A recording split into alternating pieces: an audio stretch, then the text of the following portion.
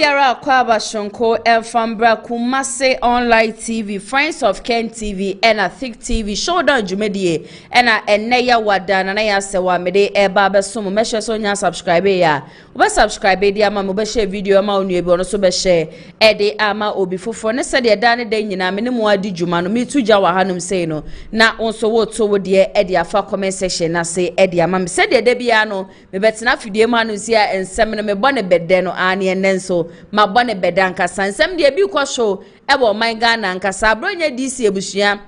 ye che na on Tuesday okopie mu e wo court a chese court ka chere say police for ensan fa ne nkotwiri mu na nyame yadom efiada na yasan so e de na ba begine mu e wo Accra Circuit Court no e yade a chese na lawyer fo akasa na according to the lawyer ne nsem odi to dwa nyina ne say abronya DC fiti Wednesday no fiti Monday nimpo e be sia na yawada ebusua me ne mo kase wo se aduane a ye friend aduane e yade a chese bi nka abronya DC na no na ebusua fo nso no ade a chese wo mo ma wo mo kura kwanya no e ma wo mo fa wo mani enkohu se abronya DC sisia ne de ne ho ye anase ne ho ye wo se baby abronya DC da no wo kama Ghana fo nyina ate ase se chese niema nya kura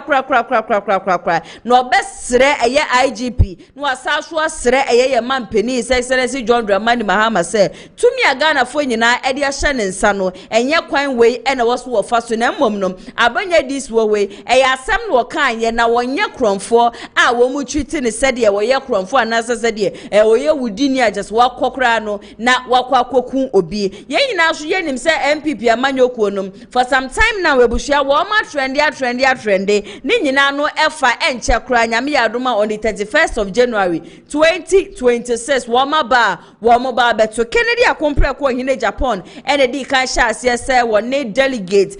ne amafo sha ase twetwe nkomo esre wo mo se nyame yadom na mre no so a wo nyina no emfa kokromoti no ento aba emfa ma ne san se owoni amapa bebre a wo hono ma just wo ba obeba abaye no man Ghana so afa ne ntuma pa efra eno ada metena se meka chem se eyade ye former vice president and also former flag bearer Edma NPP amanyoko no Dr. Alhaji Mahmoud BAWUMIA ono so a step grounds a wono so eni amafo twetwe nkomo e kire se se wo mo sa so repeat na eni amapapa bebre na woni mu de wantumi anye ne ade nyina no wo beba betoa so aba be ye ensem de waka bia nkasa na busua enne ne nsem na waka no e yade ye be digest ne nyina no e wo fidiem hanom se enra so ene ye man police Excellency John Dramani Mahama wone ensem chorofo ehia ye na ensem chorofo ehia ye mu no chase questions no oh the good the bad and the ugly ye to boy ye man pani na chase wa chest no de nitia bobi na chase ene ye football ade nyina bushia wode ne nan bobia na enya asem ketwa na some of the key factors anasa ensema jese no ada ye man pani Excellency John Dramani Mahama di tudwa no mebobo bi so e de akyerem de di kan wakasa edfa wo man Ghana nyina ye free senior high school de NPP amanyokuo no wo madaro ma wo de ba ya na 2024 campaign wo mani abede kyere sese ye man Excellency John Dramani Mahama kwanya no so wo meye man pani a e ya de akyese free senior high school no wo beba betwem ni ade na so sabe ya menemo kase ye man pani John Dramani Mahama say said ye na amanfo ani abede anu wo ye campaign na kyese wo no ne ba beba betwa free senior high school mu said your car say wo no free senior high school aba na aba betena wo mfa ne nsanka no kyese na nado danko ekufu ado sika kra wonu jato honom anase vitibra ye she free senior high school ase sika kyese beda honom no onu mampeni Excellency John Dramani Mahama wo they almost 3.5 million ena wo dey free senior high school mu we nyina no kyese wonu free senior high school no yade kyese wa ye ever ready say obe invest bebre na ewom saso ere mampeni ekasa edefa wo man Ghana ye galam se hu nsensemi ye bisane se ebra na NPP amanyoko no honom no Wabai editor just say I was say one state of emergency, one declare state of emergency. Son say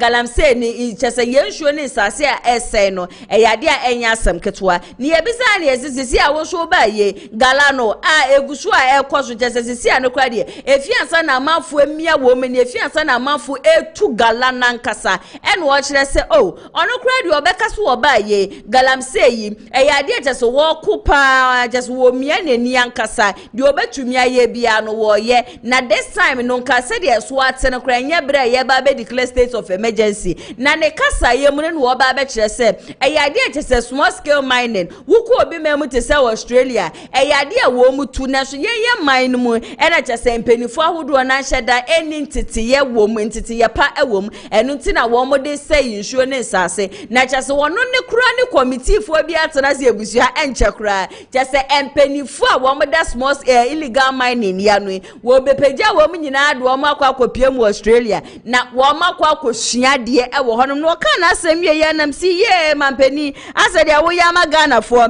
yensa esifo bi sei esanse ne ye wo gidie e wo mu ankasa se nyame ya adom na wo ba small scale mining wo ba be illegal mining sorry wo ba be hwe no aye bibi pade afa ho na sabre ye wo ba be ka kire yensa fiansa na mo be sesa amanfo e de wo akopie mu Australia na wo akogye ntete ye ne de da jesasa asem a wo ke de e wo se kwhye mark pam e ba ho ensem de busua trust me say wo ke bi ankasa and also the fight against corruption no what share say corruption NPP abai onipa da seni biara wo di Ghana fosika onipa da seni biara wo wie sika bia no e yade a wono na aban wo hwe ye nja sa nipa ne sa nipa no enko sa keke debi e yade a entumi nsi wo mu hwe mu kese investigations upon investigation wo mu bie document ni ade kese obiara wo fom ye obiara kese wo ma o man no bo ka ebra na NPP amanyoko no e wo so no e yade asankrofo ni nyina no ye betwe wo mo so ankasa ni video no e wo ho no but before ansa na mekwa akoba ni video no ama mu nyina amate no enne ebebesie NPP amanyoko dan ne de nyina mekase the current executives of the party e was wo nyina no wo me de wo mu kuku no wo mu kaka nyina no egu ho no me san se ene ema bi wo ho no ma wo mo ya emwa ne yemfa wo na wo mu nimde wo na wo ma ye ready yankasa so wo mu be pagya MPP party no e de esine na so sabe ya me ne mo kase e ya de ho no abukokofu wo no so aba abontia ba be declare se nyame ya adom na se ye to flag bearer MPP for flag bearer akansi ene ye to aba ni wie se kima na ye bie to mu police station executives the current national executives constituency executives ni ade ebre so wo mo so nkwa peke form la e ade wo no so be kwa peke bi no so apre so wo be ba be general secretary e de ama MPP amanyokuo no media metin ne sama na msi o we ne ono abukokofu nyankopon hia ye papa pesa se JFK wo ye national secretary e de ma MPP amanyokuo no me ne de kane na mi wogide wo mse ja ye se mrantie wo mu bie ye ba sa brantie we pa bebi a wo piepia MPP party no kono se wo no ankasa kran step down na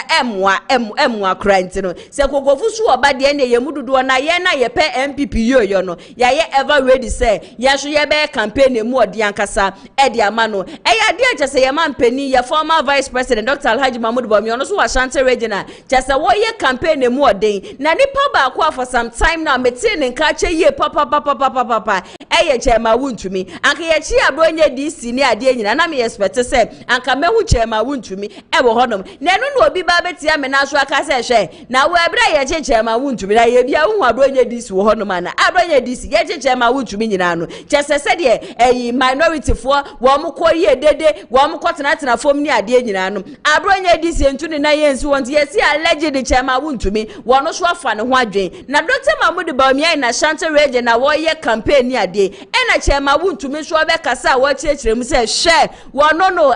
wako wuo nkwanta ba ane wo se ebere chese yokofo grabe no de wodi nanim yenu hu ye ne de chese fa nani so no chese eden po ye de no ko dem no abusua na nya asem ke 20 mu azisi ano monte chema wuntumi nka ne ade nyina azisi na so ayehye ane na so ayehye papa ni case wo yoko no ye ntwemu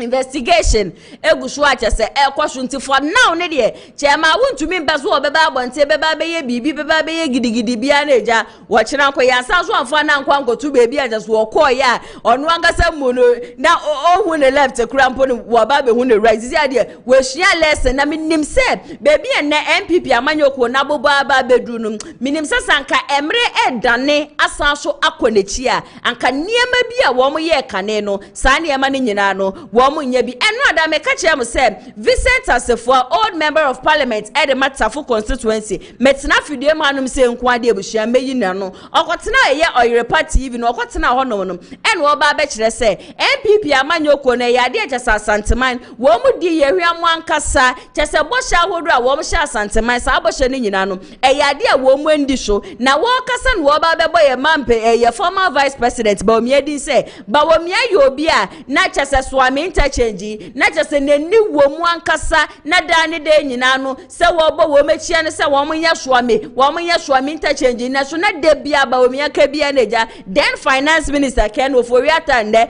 wono so adwane ne na mu America no na de na wo ka nyina no wo mti obi a case oso wono ankasa bra ye kwa akoto aba na wo bisa amafo se na ade na mo nkoto aba na ensem amafo ka nyina ne se ennam se yen Asantefo yen ye de kokromoti no eto aba ede mam na hwe be kwa wie kire no na chese empuntudwuma ye friend empuntudwuma munye bi emfa ma Asantefo na wo wie ye ne wo de ba betum se eba ne Dr. Mahmoud BAWUMIA de a chese nimdie no wo honom odwe Asantefo ho nti nyame ya adom no wo mo kwa akoto aba wo mo nto aba ne former Dr. Mahmoud BAWUMIA na se wo ba ayade ajasa Asanteman empuntudwuma ajasa NPP abamba power 8 solid years mwenye bino just wo banko ade a eyade obeba be sha ba be ye ni nyina no kan ya na say Vincent asenya atwomsem ne se bi eyado oshododo you were a member of parliament Edema Old Tafo Dr. Mahmoud BAWUMIA was the flag bearer of the NPP 2024 inti mo pese mo kama me na yase wa meti ase say the then president Nana Danko Akufo-Addo inti na wondwen Asantefo ho ana the then Nana Danko Akufo-Addo anye bia so me interchange no no anka say nim si wo be ya na and the annoying part of it all ne say na swame MP swame member of parliament na osanso ye then majority leader san wo ba be free so Alexander Fenyo Markets aba be take you over into the mono kro na mo wo MP ono kro na ntumi anya e den na kire say 2028 and as a Ghana for side kokomati no goto aba de ama MPP amanyoku a mo be ye de ama wo mo me say sa tete politics sa kane politics propaganda semfono baby asisi atimemufo ye ni abedi akwa akodu no ye mamo fa saade ne mbedada ye mamo 8 solid years bantumi anye ko from market man ye John Dramani Mahama ye mampeni enne obesi kejetia phase 1 edemaye kejetia phase 2 no 8 solid years ni bantumi amambe ye mechire he ye anraga junction mo be pame ye nuanom a wo mo ye carpenter adwuma wo honom nyina ede wo mo kogu Wood Village say mo ba be ye interchange wo honom eno so manye 8 solid years so ebusia 8 solid years wo manye o na sisi ana na ono Vincent Asefo aloye moa wo be ka kire Ghana for say se nyame ya adom na se BAWUMIA wo vision e wo ne papa se obeye bibi di ama Asantefo nti no se Dr. Mahmoud BAWUMIA ba 2028 no wo be ba be hwe aba be yesa ne ma ni nyina no e di ama ye na me ye bisa se na ye ko Dr. Mahmoud BAWUMIA wo no nkasa ni kuro mu mpo a misire bisa se mpuntudwuma sei na wo no nkasa mu no wo tumi e de ko ni krom ankasa no wo mu ni nsu papa bi a wo mu nom wo ma kwan ni ade nyina nye nti no no ne ba be jan ni krom no ba be ya Asantefo de ama ya na a question am bisa she baby and na politics no hu keka ko se de wo musifo keka ne mabubu ani se de wo ba be ka de wo pe be twanto de a kire Ghana for me say tete politics na ne ye tete politics na zabi ne ye ya zo ye MPP for ne de MPP twa ye fruma ne ye NDC for ye de NDC twa ye fruma ntino se bi kwabra ne ba no ma ye mpuntundwuma kura amfa ma ye ya emre no so se de kokomite ne kwa akoto ba ye beto aba de ama no this time round ye nya ne sabium this time ye sabium John Dramani Mahama na anu ade ye ja oye ne thank you to obepie mu Asantemantem ha wo share eye kumasefo bo e ka kire wo se ko from market wo mo be ye diama wo mo kejetie phase 2 obe make sure so obe complete eno na wo biti baby anipa no be ka se ai we nyina na ye na Nana Danko Akufo-Addo ni project e na Nana Danko Akufo-Addo odisika ewrem disika to ho no ma je se wo mo ye ntino se project no mo finish ya fasa credit ne mana Nana Danko Akufo-Addo ne Dr. Mahmoud BAWUMIA they were in power for 8 years wo mo anye Inti woman ye no na aban foforo aba na saa aban ne de wo chinti memufuo ho no waye ready so obeba be ye saa kwan ne ade nyina de ama wo mu mo obi ankogina baby mbeka se yemfa credit na fe kuma na nado dan ko egufu ado esan se ye mampani say acha ye next year match obeba baby ano Wama ye time o acha next year match ensa wom kwan ye show ebusua na anu ada me betena afidue ma wodre de fa ho a eno so no ye mampani asaso ahye bo se nyame ya adoma next year acha next year obe make sure se sa ensa wom poku ase amasama kwan ne ade nyina no wo mu be ye wie nti sa ba bia ba so na ye si ya ye to ba wa santimantem ha ye ne ye ma NPP amanyoko ni vote pa na at the end of the day no woman to me anyam puntuduma bia papa bia amfa maye agenda 111 bo sha wodro one district one factory any ade amode be gen Ghana fo asom one village one dam how far it is into mako position no ma mo se ntwa mo ho mana mo be kan kire Ghana fo se na BAWUMIA wo vision na BAWUMIA onyame ya adom no oba wo betumi aba be mo be ka kire Ghana for sem that initiative one district one ambulance no Dr. Mahmoud BAWUMIA ni initiative Ghana card Dr. Mahmoud BAWUMIA na de buy the same Dr. Mahmoud BAWUMIA mbre bi etwe mo be ka kire se Ghana card so won fa so eche yakwan eche interchange no saa nipa na nne wo se twa ho aba be ka kire yen se o wa adwempa de ma Ghana for so oba obeba be ya kwan de amaye yesre mo Yes, Ramu ye papa. Saturday politics, 7 months nchen. Se NDC abain, se womo betina so 12 years simple no me ye bibi padi amaye ya. We would give them the chance so they do it. But the way America na no nche se NDC abain mo ba mo ye bibi because me amiti e. Aba NDC abain mo ba ya se kasa na bedo so de bia press conference ni ye weni ye chi we so me amiti e. Ye share dan hu workings bia. Ne me na America ye share dan hu ye. Se de na mo bo share especially with Galamsem Sami Jemfi wakwase sanhwo kwa gina nhwo mu ekoye press conference ni ade nyina wonse mu nyina mo ba ye nyina makama no atum Whatever na makama no atum na Sam George the honorable Sam George me akasa na me pe a whole 1 hour ohun na me dia ma back to back e san say de na wo opposition na wa no odin de na wo sifa kasa na wo bia wo ba ba mu na ka ye expect say nka bibia be ko books for boot na sisi ano chese DSTV adwenko na aba wutire mu aside DSTV ho nsensemi me sheda ho adwuma papa bia Sam George show ye and Sam George, who fetches in opposition, your focus was LGBTQ, your focus was Galamsey. Just a near man, na NPP, a bine yena neno, which them a Ghana for you know who say, yes, me saying, you know, a yadia, ye so conscious, in Tinkawa, bemwe, yes, but to sink, I will be sure workings in the idea, but ye say down who workings be at the chain, a DSabia, and a DSTV, and a DSTV, and a DSTV. Massa show on man, none what they are Ghana bobo, much TV station back. Ye eni huo sema enti say e ho GTV Ghana and I'm gonna say Ghana television wo mo kura Ghana match mpo no wo mo anyi Sam George o share match no DSTV meboa wo share match no e wo DSTV a whole minister who buy just if it be a select who be seen your focus is DSTV massa Ghana for ye nyina na yenye scan ya kwa akoto DSTV o mesremo wo na wanya usika na ndia wo so be hwe DSTV a be pa chokoshe me sure me ti he TV Africa Metro TV Kumasi Online TV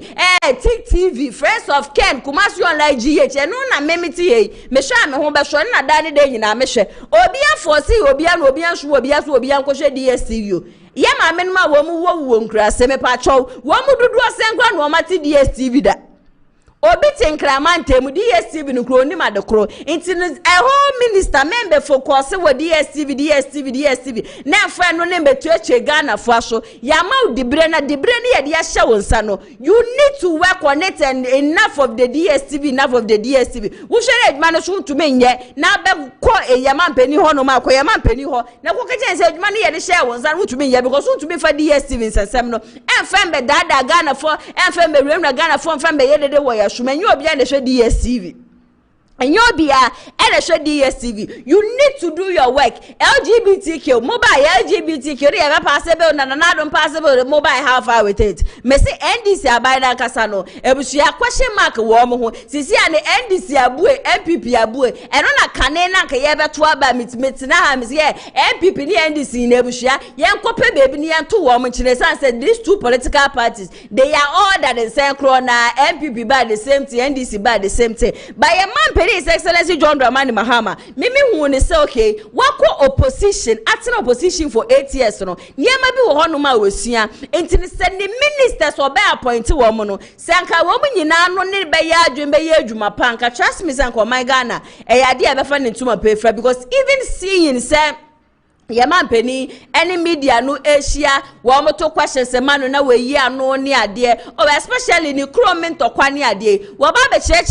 ni nemu, Galam say, Usen and say, no na mabe fontaine time video Yeshua, Ubehuna, just a excavators, a bit chegu near dear Nina or the Munche Mwaba, was you, and yes, be excavators, I Ubehuna just a good castle, so not just any assassin, quan says, and yes, be ana, Wamoko distribute, Yama for Fanya Galam say Debbie. Or see a Mrano honum. Na port one no just as excavators I never yinano. And just a honey shot into one map baby was shy or side honum and a brebian excavators in Ekogu. And then me research in the idea me who's okay. As some walk on no creme and also 90 excavators and so quana jono. What shame my who say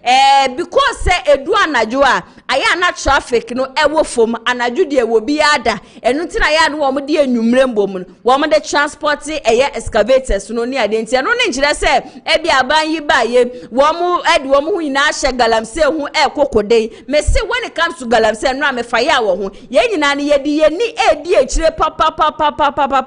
shase, Yaman penny, eben yamapa, Edia found in fact, and rather one media no Asia in video no honoma measure say, Jabekame when yako, na yakwakotie, Yaman penny is Excellency John Dramani Mahama and Tokwa any Galamse once and semi now with church when Yentie Emrasisia. I've been reluctant to implement a state of emergency in the Galamsey fight because we've not exhausted the powers we even have without a state of emergency. We have the opportunity to arrest anybody, to confiscate any such thing. There are laws for forest protection and all that give us enough powers to be able to act. Implementing a state of emergency might sound nice, but it should be the last extreme, the last resort. So for now, let's exercise all the powers we have. And if it becomes necessary for a state of emergency, then we'll look at it. It means we have to go to Parliament. The President can't just declare a state of emergency without, going to Parliament, because there's a limit to how long you can maintain that state of emergency. And so I believe that we still have leverage to continue to fight Galamsey without necessarily implementing a state of emergency. We have to, it means that we have to delineate the areas where the state of emergency is operational. And if you look at the area where Galamsey is taking place, it covers several districts of our country. And so we would do it if it becomes necessary. But for now, I think that we've given the security services enough powers to be able to deal with people who are found to be involved in Galamsey.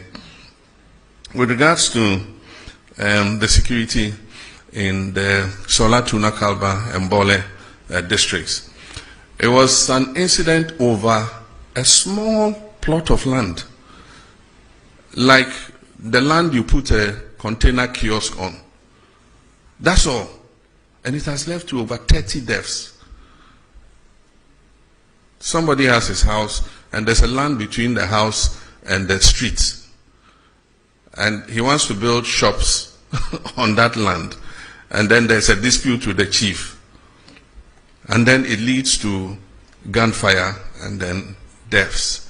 It's most unfortunate, like the questioner said, these are two groups that have lived in peace for so many years and are intermarried. There are people from one side who are married to their others, people from one side that are married to others. I, for instance, am such a mixture of people, I don't know who I am. Part of me is Vagla, part is Safalba, part is Gonja. I mean, quarter of everything. And so if my ethnic groups are fighting, it means my body should be fighting with different parts of my body, because I'm a mixture. My blood is made up of all those ethnic groups. And so it's most unfortunate.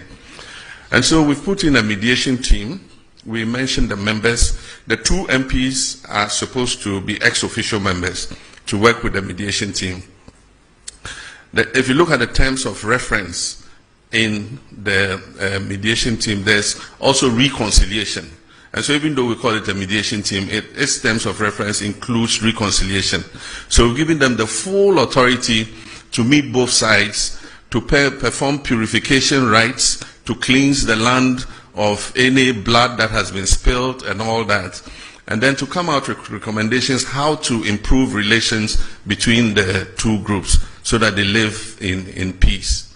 There are few feudal practices that have been complained about, you know, where people are called to chiefs' palaces and shipped, or they are forced to give up their animals and things. We need to look at all those practices too as we go forward. We're in a modern society,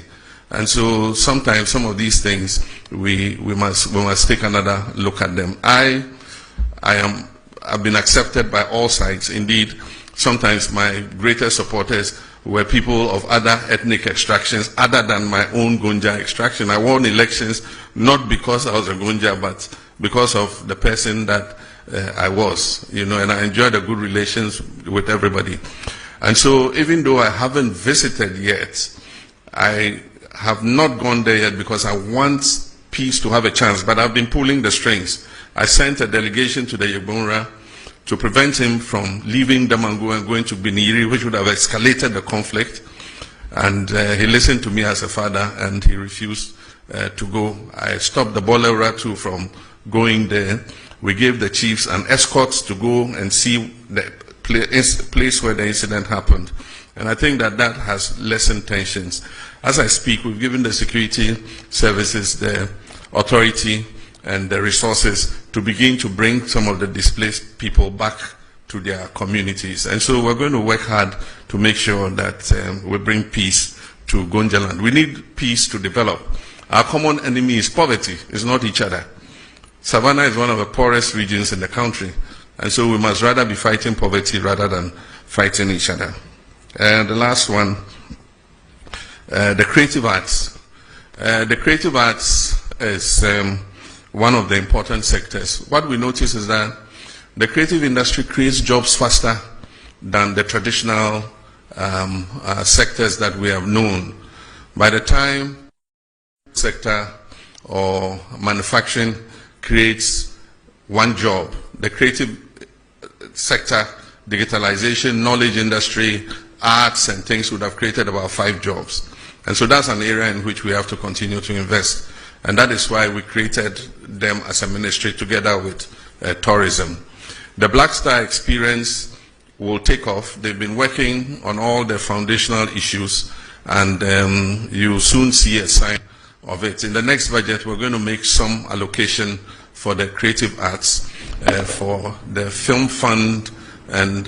to support Kuma Wood and all the filmmakers, to support the music industry, to support the arts and all that. We need to put our money where our mouths are. And Diamond Penny, any and some show for Shia, and dear course, so ever honor and be any aquacotia, but a baby back one may not a yam a day, papa. Emra wa tre says si anu de obi to me and funny telephone and fan be synonym now on my embedding penifo attempt to helicopter crash see said the NPP supporters and more fra UTB one more na TikTok e bi na Facebook be didi atembe ka say one more we shekra na kosi mesi ana so bentimpo na ewu ni ade was sisi an emra ba chesa samra no one mu shemu ankasa wutumi entena baby na nka de wo pe na mfa hu ndi sa keke think say bia eyade wo bia ehun location so sisi ade IP number ani baby a wo she tokurokura wo shem kura no eyade ye be kwa akochi we free honom na yede wa ba na ndie say wo be kwa kodembe 2 years ayache wa so 2 years enso de wo say ye man pani wo hu otumi de mra bi ba say wa say bi yuta mu bedi nkwasi asemi anka kwan ya wo mu ye shuku sadan ya wo mu sisi ni ade na ne communal labor ye wa ye juma enkpankpa ye mfa machine mfa mbemexi bibi o debi ni ama wa me se mota na odi esi utiri so just say hard labor eno sa no se kwabra ne kwa ye bibi a obetena se mienu adwen hu mienu me se ye excellence de eniama nketinketi bi de me ne de me hu ni se wogusu agese wo ko ba se de kane na mpa ngadum so esabre ya me no kase busu abe wane se nkasabre se efue na so no aka wo sisisi ane de eniama gu akwemu a wo mo hwe se dum so ne ade nyina no ebeba na wieye ebusu ama me nto ansam ne so emfama me mfa mu nkopie mu wo Nigel Gaisie akache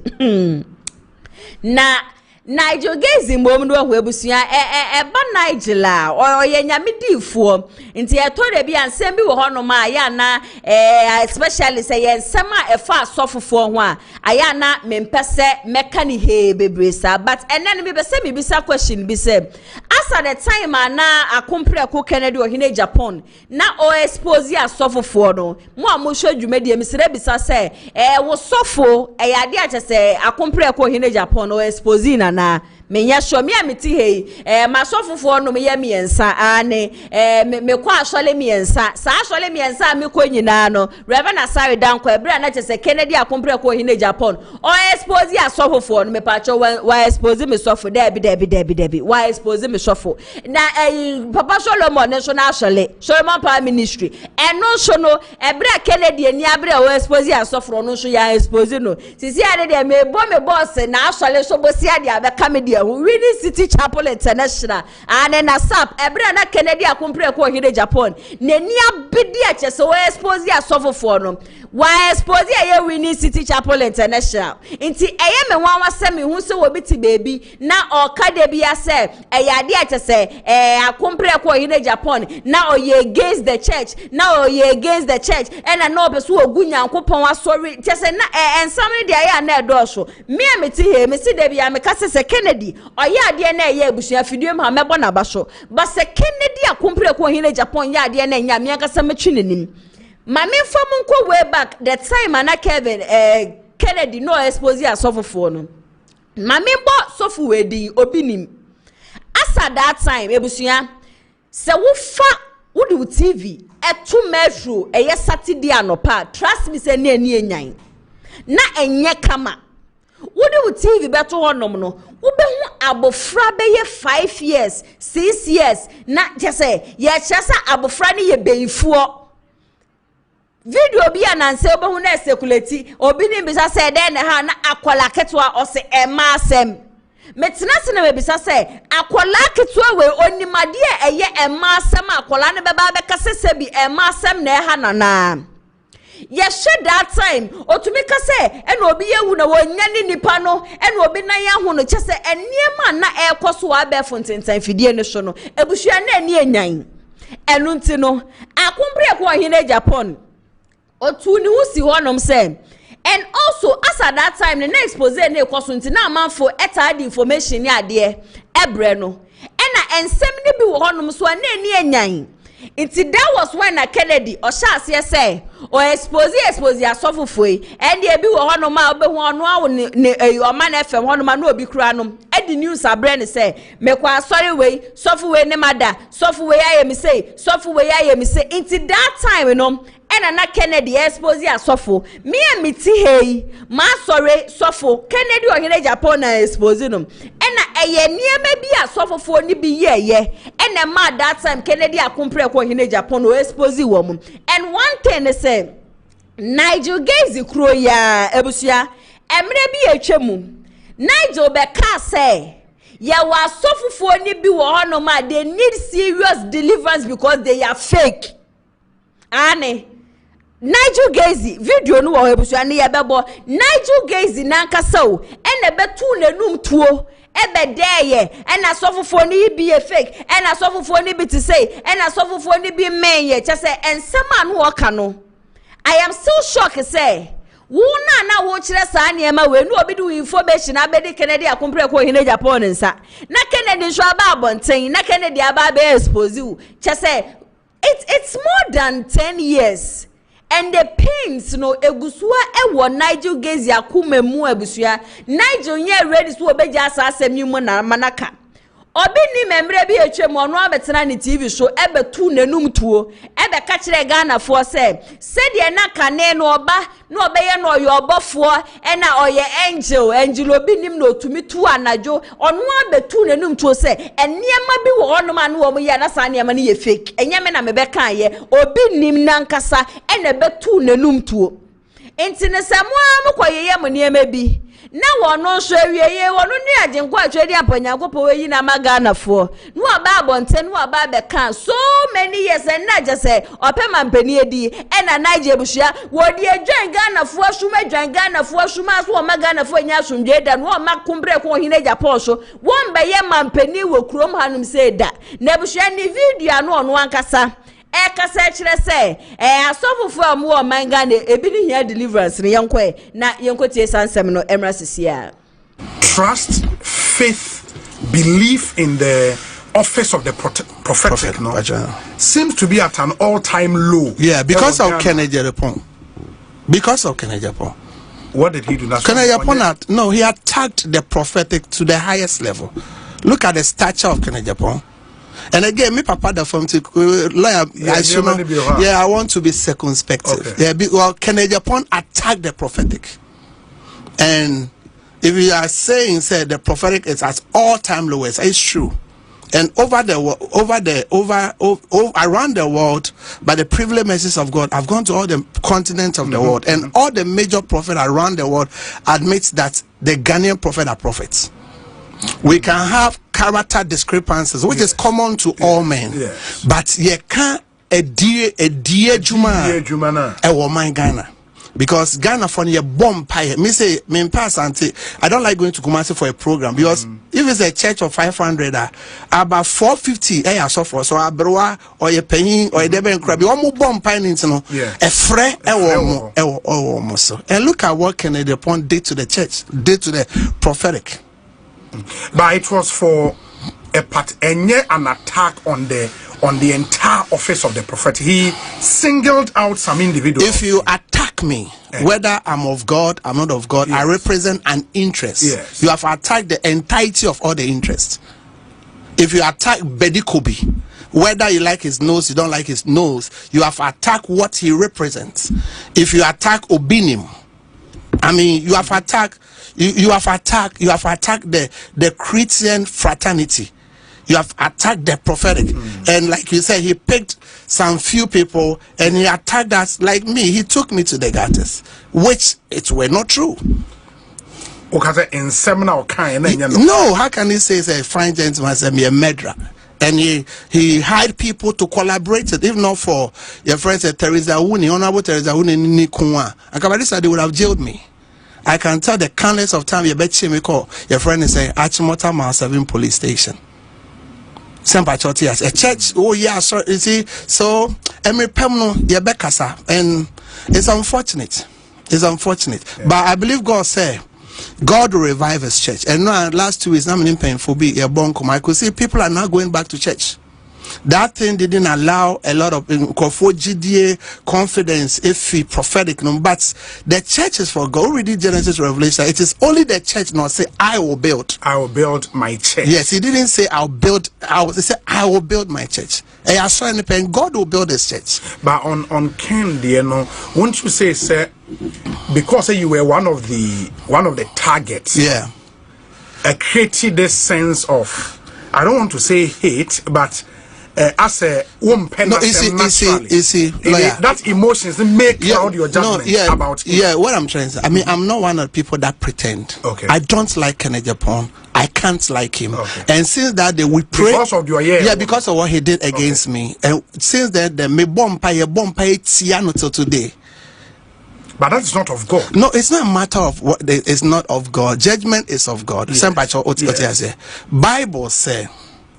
Near usinya me ejuma kwan yenyi nimfio me I have an assignment enti usi ejuma no kwan mebo ho pai say me nyankopon me radio frame no onyi nimfio sempa to apostle Paul can say that unless that the coppersmith or how me pa osi nyankopon ejuma ho kwan It's in my life and in my ministry, and not just me. You have no idea. I saw for the ACI Bonkoma, meetings. You have no idea the number of prophets that have died because of Kennedy Japan. Prophet? Yes. Died. Your friend said, I don't have the permission of the family to mention his name. He died. TV, so he died. After that, his church, nobody goes. He died. He has died. I could have committed suicide. Say young guy, me near Bonnie, I'm here and say, man, will say be a friend of John Mahama. Now me cry me in I'll be president. You chatrogu me so my yes say. And I go like, what is it? What kind of country I am building here? You call not like me, but you give me that space and me operate because I'm a fellow Ghanaian. A nation building, you hear software, you hear D4, you hear Obia to build nation. Yeah, but when people have information, and they publish that information into publication, it can be of several. Yes, please. And you feel, say, Nipana can be an attack on your person. Yeah. You could have issued a writ against him. I couldn't, but at that time they were in power. And look at the statue of Kennedy Japan. He was a member of parliament. He has all the money. And he was a defense something committee of this. And I felt but it doesn't make him above them. No, I know. Is that very well. But you and I know true, you and I say that's with no disrespect to the judiciary. At then judiciary, I couldn't have my day in court. No, I didn't have confidence in me. I flew to America to sue him, and again, jurisdiction was a problem. Me call New Jersey sanka me could sue Kennedy Japan. But the videos are there, and it has cost our family a lot. It has cost us a lot. My son was going to school in Meba, London. Or co school, somebody referred to your father is a murderer. Me, young guy, Boniben Medi. Because somebody feels say what I say Mahama be present. Ain't first day Oshia must cry na minimo. Na unimo bia. And so Emery Pemu me papa wuni so Emery Pemu yebekasa. But what I'll tell you is that there's a permissive will of God and the perfect will of God. Yes. The permissive will of God will be granted at their posts. We will let men know that they are men of God in this country. We will let prophet know, people know that God still has his men, and there are people who are watchers. There are people who are crying unto God. We will let Kennedy Japan know, say, don't let us personalize. No, I'm not personalized. Okay, if it's so bad, the point is that we'll defend the work of God. And you see, they are not getting with the greatest of humility. They are not getting the wisdom to walk to some of us and say sorry. Yeah, but why should a person say sorry when he feels in any serious country? Kennedy Japan should have been in jail by now. For what? Video credits no enko enfama eye Asempa FM. Video we yankasa na yekotie ye no. That is when just now obeka say de Kennedy yeah no just say affecting sorry affecting the busua ne money ade nyina just say affecting. But the biggest question I want to ask today they say obi betumi agu Nyankopon edwuma na. This is something that was my dream.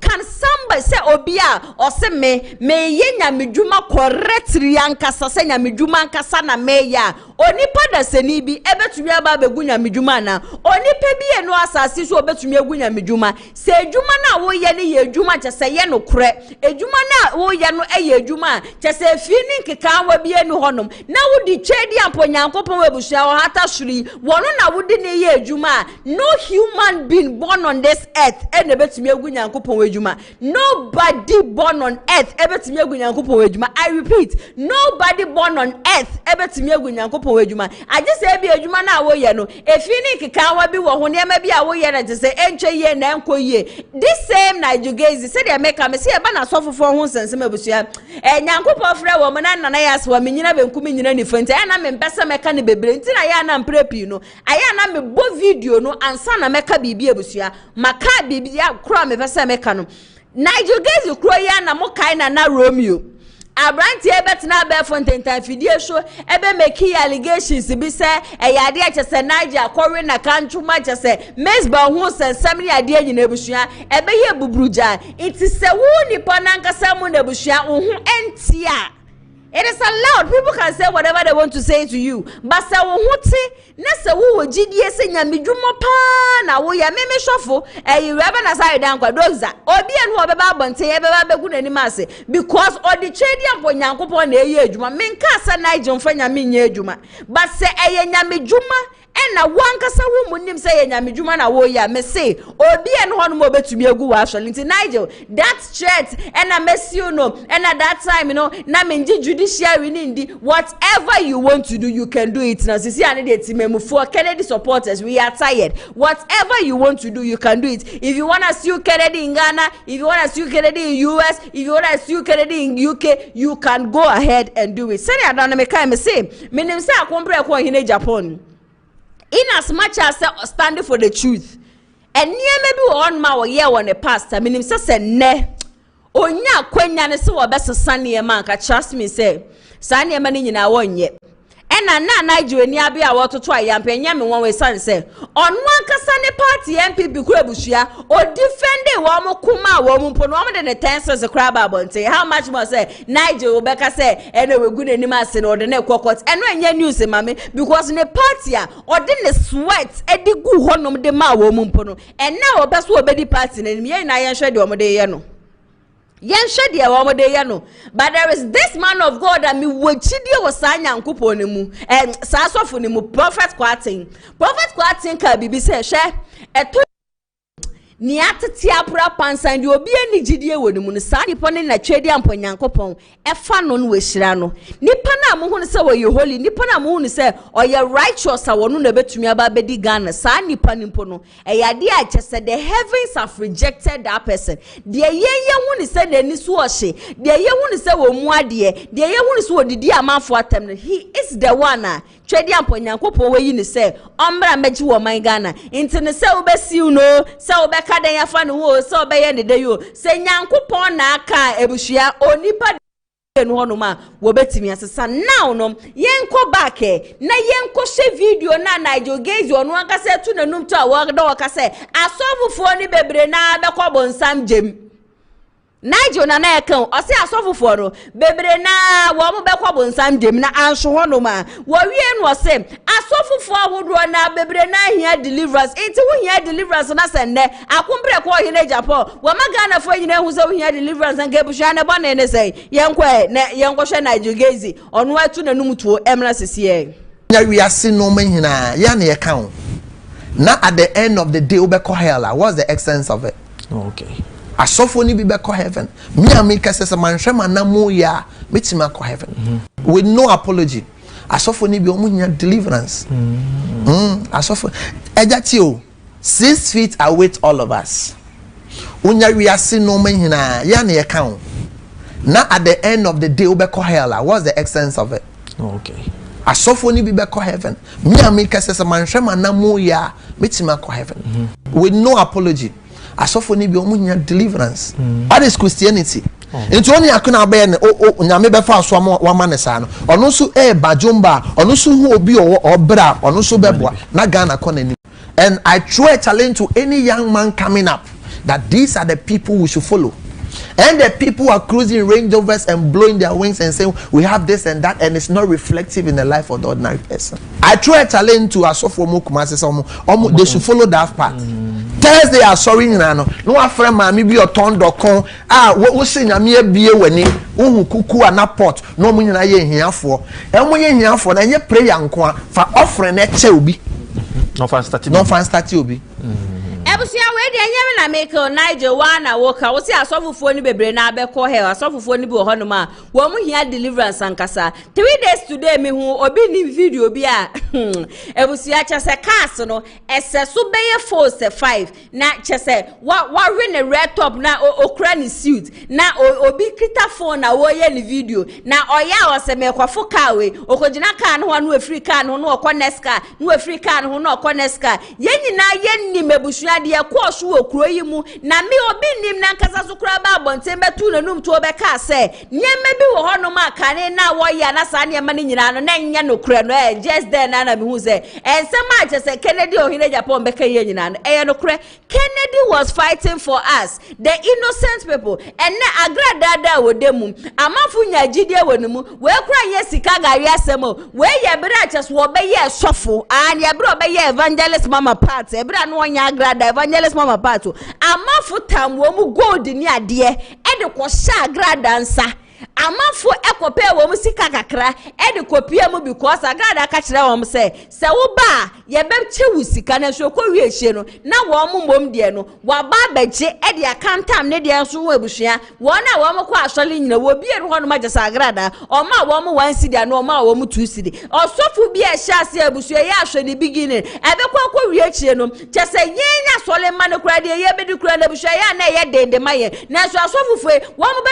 to kasa kase na me to de bia ya na me blame wo me blame ye ntimemufo asodi bia ma bewrem asori bia e ma bewrem agise wo ba nte se twede ayi sofu bia bada sa asoforo chese onya ye hu na chese amafo teteto ade beche no no achinchim ne duku ono nko na wiase mo ha no ate po nyina no esi na betu be hu oba no no te asoli de nti ato de bia sofu fe wo mo de ye ebusua wo mo mfa ye na enna chese Nigel Gaisie neni abedi atese wo condemn ade a Kennedy okumpre ko hine Japan didi no 10 years ago no munim said that time the prophet Ajenasari ono so bebo Kennedy abaso obebo Kennedy abaso e ka se ade na akumpre ko hine Japan ne ye no e ade ye chese oma example se kura ma me bi chese sa ma me no ono de ofan krofu na we train wo mo intine wo ye sofo na wo po obi manaba wa actually dem abaye se de oye apache abaye se de oye kwata abaye se de nani efra ne ade nyina wo ba o charge wa neja wa ma nipa miensa wa mombra wa actually dem intine sofo no oye o se woni me wati midinda minu we shiada dabi hu na je se nipa na nani efra no nipa nani abie me se prophet Ajenasari o enyo bia prophet Ajenasari onu na ebo Kennedy akompre ko hine Japan na baso during that time say ade na wo ye no ade ye nti afie ba ne sei won kwa ne ye de ye o won kwa ene de ye wo sha ase ena Kennedy say ena abesi Kennedy ena Nyankopon ma Kennedy meye mampanida me say se eye Nyankopon kan na nipa da se ni wudi ne ye adwuma no human being can disgrace God's church obi antumi ngu Nyankopon asori o obi antumi ngu Nyankopon asori me say so obi antumi ngu Nyankopon na asori. Enough of sometimes you need to check yourself also. Maybe I mean can't say when you're righteous, maybe who am I to judge somebody? But sometimes you need to check yourself also. As they are Kennedy yem maybe a chairman. Men can't say oh yeah ni yo Debbie men can't say but one kasa wumuno. Sometimes you need to check yourself because nana Romeo dia me boy ebushamena me bekan. Eyo no na betu de num to mezba ho sensem ye nyina ne ye ni ntia nti afi yade yenkwe na yenkotie prophet Ajenasari that time na ono so ebo Kennedy akompre ko yin Japan na ba so say yade oye no o ma na ma opia for want to aso ankasa yentie mra sisia. Tonight I was watching Honorable Kennedy Japan deal with fake prophets. And I woke up this morning very provoked. That it had to take Honorable Kennedy Japan to do that house cleaning in the church. And some of what these prophets do, they have a woman in the eastern region somewhere. And as for her, she has trained people to pretend they are sick. And they will go and see this woman. And this woman will give them a busload of these people. And they will come to the church and pretend they are sick. And pretend they are healed. And then after that, they will receive 150 Ghana cedis, 150 Ghana cedis. Then one of the pastors also came and said, oh, as for us, these prophets, we don't believe in holiness. The women who come to the church, after everybody is gone, we sleep with the prostitutes, we drink alcohol, we do all kinds of things. I woke up very provoked. That is a threat to the kingdom of God. It's a threat to the supernatural ministry. When I began in the miracle ministry, I didn't even like to lay hands. Because I want miracles that when God does it, you can't argue. I want miracles that you didn't say, oh, I touched it. No. I remember when we went to Kibi, a man got healed, and the whole town knew him. One hand was shot, and he couldn't lift it. And this man's hand was loosed, and everybody in Kibi knew him. I'm talking about miracles that are notable, undeniable. Prophet Ajenasari and Yakwakote na bache said that time na wo bo Kennedy abaso say ade a wo ye no eyade ye san say tie word no or you say or expose fake pastors. So Kennedy akompre ko hine Japan was never against the church. Nyankopon wa sori dan ya wasi tumi be na Kennedy was say onu no begu Nyankopon wa sori dan. Kennedy has no right only sa to me no. A fake pastors na that time no na Kennedy ye against Osu bempa wo we mu say Kennedy beka bibi for Osu bempa ho Osu for Kennedy beka bibi fa na ho me tie me so for Kennedy am beka bibi am fa na ho nti enough of Kennedy gu asore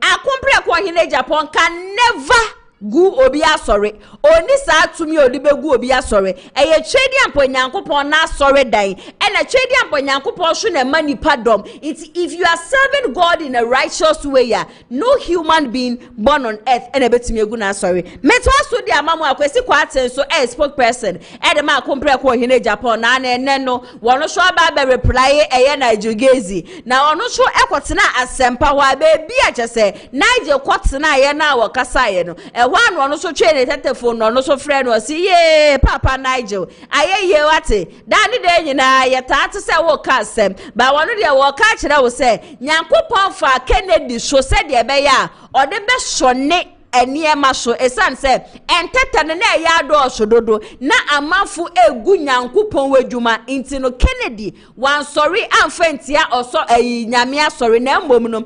fake pastors and Kennedy sorry tia no wie no say Nyankopon wimpo ma Kennedy akombre ko hine Japan another chance say Sadia na wa ye mre bi etwem so expose asofofo no won san ye bioma onim se anka kompre ko hene Japan obeje atum no san so expose asofofo credit no enko enfama asempa FM yentie Kennedy ni spokesperson no emrasisiye. Good. And now we'll respond to Prophet NIGEL GAISIE in seminar na wo kase yes obi mama tofa sure asem Kennedy na say obi so we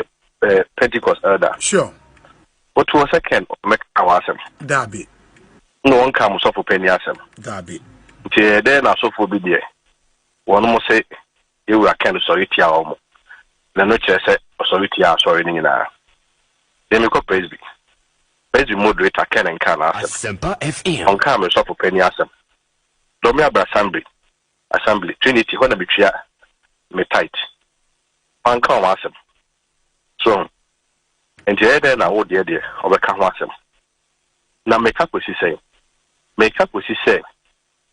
the church as an institution has to come to a realization say it's made up of human beings, and so far as it's a human institution it has its flaws and its strengths, and so when those flaws are very synonymous with the human individual and the human personality. They carry the call the churches. Any prayer and debate in to criticize ourselves near the day. Christ was the first person or over 2,000 years ago. We are sorry who say one more at the sorry dano at the Nigeria. One more they see and tonto at the Yanoma and Fatayame Ejuma. Over 2,000 years ago, Christ in Yaku could grow yes, Adam. The Christ, Unyama idea, or Bethany person I Ejuma. And he said, we be Kosu assuring him, seem to do assuring him, she may do assuring him. And the people are now hiding under the umbrella of God, in the name of God, and exploiting the vulnerabilities of the church and the members of the church. They know Kamaphobia and car. Kennedy Japon Beka. Then Prophet Nigel say Kennedy will go sorry and I say we'll go the prophetic area.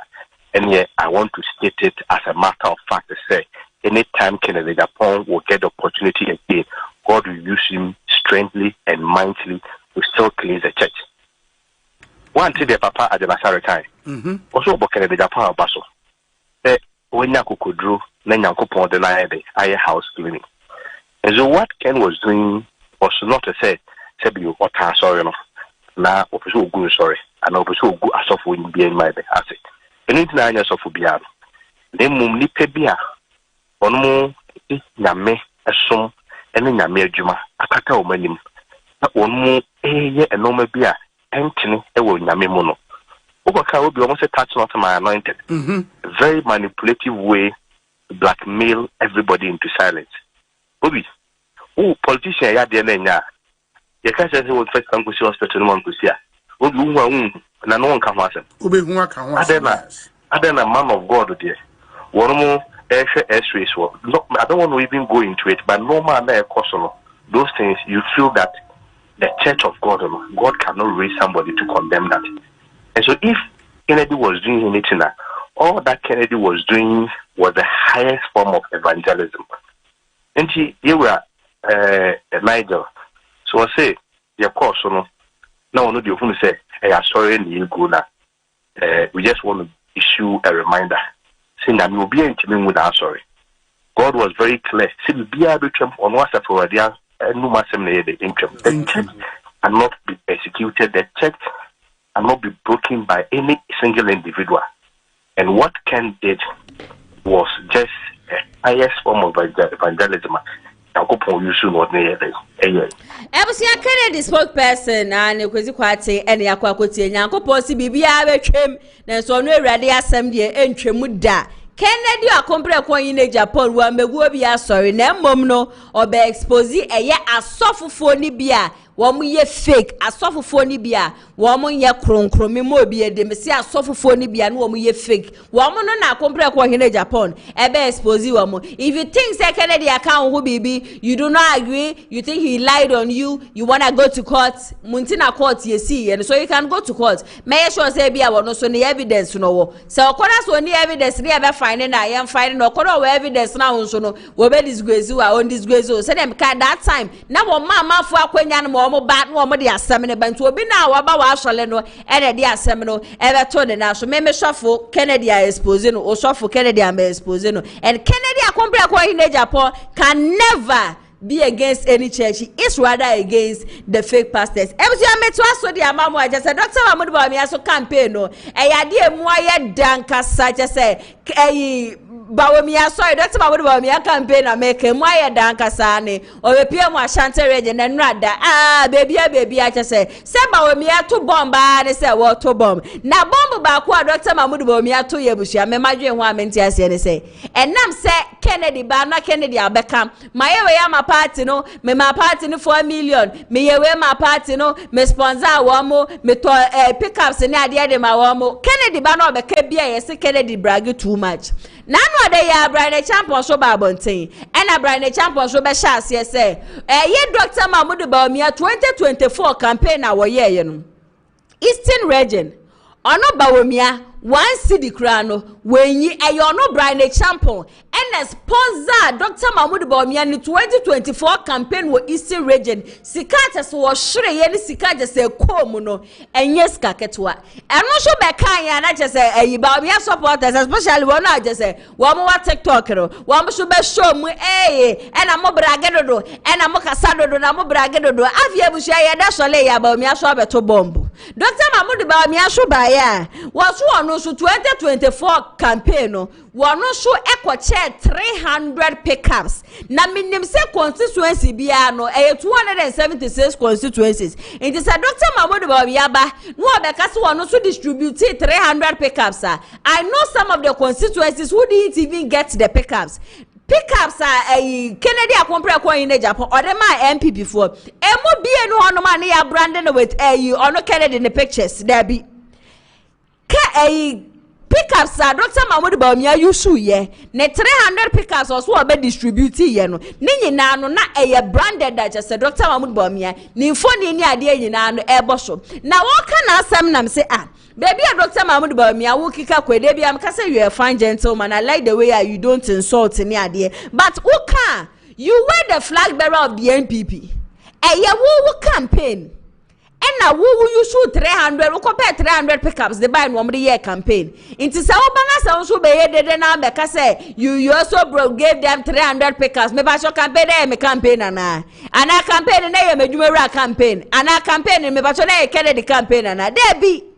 it's your own campaign. Into one campaign and now we shall sanka abetumi break 8 na my NPP party no. Now one kasa wo campaign I went to be break 8. Now I would work with 300 pickups na dia be campaign and no so ya dia se bia ye one way wo sa amafo be hia ne ye be boje so be bo ba so say Dr. Mahmoud BAWUMIA ni o Dr. Mahmoud BAWUMIA wa ya dio there be BAWUMIA ye ne sa o. Eye one campaign what into one campaign now compare 300 pickups de be ya equal in favor of you na said ye na work as a me won Dr. Mahmoud BAWUMIA me ya da ne pa ba to de bia na me di ne ho ya kakra anen Dr. Mahmoud BAWUMIA ojina simpie so na work asa ebusua ased ye na na adodan ko ekufu ado wan ye bibi papa bia amfa mbo ane da o de bia BAWUMIA beka sebia asa na nado wanye just one cedi mpo na se de na nado dan kokufu ado wanye amfa mbo ane da mo de yenkwe na yenkwo hwe video aja Dr. Mahmoud BAWUMIA wono so so yi ne 300 pickups and the sponsor wono ankasa ne campaign tin ya mbonje ne so na busu short video yentie mra sisi here pa say ye be win 2028 election here. But it is very important, say, your party follow political consistency in getting to 2028. Ushe Ghana said the nipa bebre akanta dano. Ghanaians, voters, no, omu rewarded political consistency. President Kufuor Baye to 1996,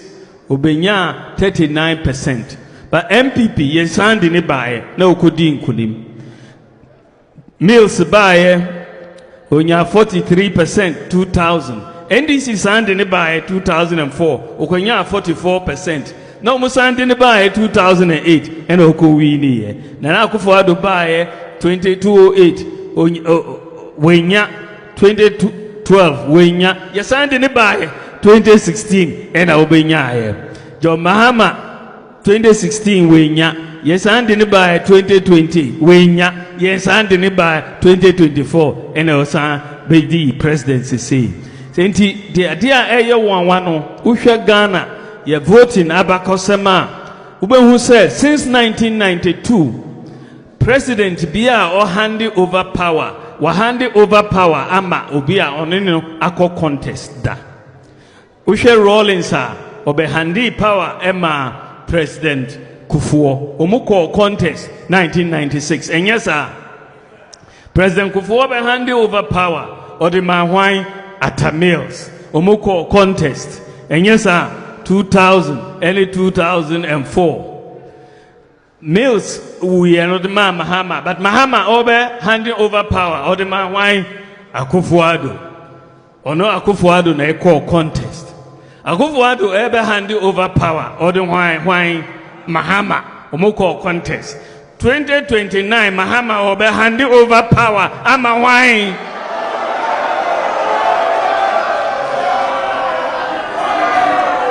It is very simple. Enti obe hand over power. You follow our trajectory now the Bema Dr. BAWUMIA. But yes, society candidate dia. Mahmoud BAWUMIA we oche se ba no wona abre ne abre bia wom de kokromoti no kwoto aba na na wom to aba no de ma nipa ache se why consistent nipa ache so no no wom ntesenti ye sha che se BAWUMIA Nana Addo Akufo-Addo ye de ne ko 3 times ohun ye sha ye former president Akufo so a wono so ye de ne ko 2 times de BAWUMIA media de BAWUMIA de atame osedi aba atame ose handle over edemawe we handle over the mawe into ono so de do ne so nko ade a e se yesa so repeat ni biom na ya na me bisa se busua se wo kopa adwuma wo beebi na adwuma na wo kɔ akɔpɛ no wo kɔ ni e ka kira ose da bi ye hyewa wontumi nye adwuma na me pa twowo do you still go back to baby na wo kɔ akɔpɛ adwuma na yamfa no will you still go back and then tell them say debi na mo se menya basisi ane de me samba next year mo san we me ntwese me ya na would you do that sometimes once I make am see Dr. Mahmoud BAWUMIA or you fine gentleman do but to de bia wo no na ya na wo keka ne ho sisi ni ye ne niam bi na ma ni nyira no ebe pie mu ha ti memfo we cannot repeat you again. Okay, ebi so na Kennedy define X na wakaye no. Ebi na NPP amanyoko no. Woma ye ready so mo betena fie 2040 because sentesa senye 2040 asem na Dr. Mahmoud BAWUMIA wo kam. I am not sure say obesan ba no ba be cheche nsemu. Sisi ani e 2025. John Dramani Mahama mbu na memo nwie no ne yedu 2028. Nipa fufuro beba se wo kire 4 years so. Inti nipa fufuro beba no. I just say 2032 sa 2032 ne candidate obeba de ama NDC no obo adwuma no ya de panko ade a 2038 2036 ye bema na to aso into obeto aso 2036 de na say NPP 2040 asemo de Dr. Mahmoud BAWUMIA ne ni abedi a wo kire mu ni ade yina no eye 2040 asem ena sa de we ho ebusua Nana Addo Akufo-Addo na wonye wo bia vice president o eya ni ye kana we de we ko mienu ni ye de we ko miensa Nana Addo na wonye wo bia vice president ye former president Akufo na wonye wo bia vice president o ne figures a increase ye enunti na ye man akwanya ne say onsanko bio but when it comes to you were the vice president and some money akwo so MPP amamo oni mu nyina no na wo ka ho bi. You were the economic management team leader. One abeka ubrofo akese when the fundamentals are read the schedule to the sport this one just obeka so watch dollar ne dia shede mu ni ade the people you are mentioning their name me pa show Kufuor na wonye vice o Nana Addo Akufo-Addo na wonye vice president obi o but when it comes to you were the vice president of Nana Addo Akufo-Addo ye hu wa memo pain ti memfo say yempel like we don't like you cannot help us. O calculation ni ade na eja wo ye ne de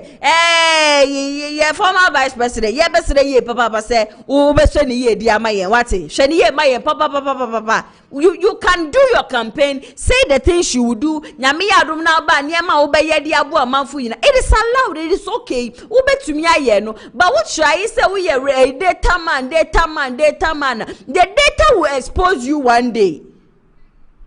Yes, NPP for NDC. One NDC for na yenim so wo mudi obi ba first time nipa ni bedi nkunim NPP yen for obi my first time nipa ni ndi nkunim da. Inti mo betena wono mama NDC for wo mudi obi aba first time 2028 mana bedi nkunim ana. Masa edubu aye no obo ne homodin a ebusua anka ya ma ayi Kufuor amba contest no. Kufuor ba ye no ni de ne ko nanim o increase ye. Eruna 2000 otumi bedi nkunim 2000 2004 2008 otwawie ye Nana Addo Akufo-Addo so ba ye ono so kwa first round ebusua ono so increase ye ba Dr. Mahmoud BAWUMIA wo de ye ko echire wo beti Ghana for vote so MPP for vote so say hu And you are still telling us that we are still talking about consistency. Inti yentina honoma na NDC amanyoko no wamo fa obi mira 2028 na nipa ni bedi nkunim ni yanka se NDC for de bia wamo de obi ba first time nipa ni bedi nkunim na Ghana for NPP supporters enche yankosi 2032 calculation pa na Dr. Mahmoud Bawumia busha wa yen sa na busha fi de yanko na yanko hwe ni video a wo kire se wono no sponsor 300 pickups and this 300 pickups a say or sponsor ye no just sa pickups ni nyina no ya ade a say wo ho no ma just forgetting say na wono na na flag bearer de ma NPP o minim se na ni refi say wono no na ye flag bearer e de ma NPP amanyokuo no just say who ye flag bearer na edu be ye campaign na wa ko 300 pickups de bu so ade abo wa campaign we ya ade a wo say nipa bebo wa baso ana wey eyadea e wo se nipa bebo abaso ne ebeka se hey Dr. Mahmoud Bawumia wa yade o wa campaign wa sponsor 300 campaign na Kennedy akompre ko hire Japan na won ka ho campaign na Brian Champon na won ka ho so tumi sponsor eye wan kasa wo constituency Eastern region o tumi sponsor ye campaign na wo tumi sponsor yo how much were you ever see a video no e wo hono ma mesha so be ka no yakọ na yakọ akotie eye Dr. Mahmoud Bawumia wo kire se wo no ne sponsor campaign with 300 pickups MRCCA mabua party eze the year member ember abonti ember camp 2024 elections sika mitime raise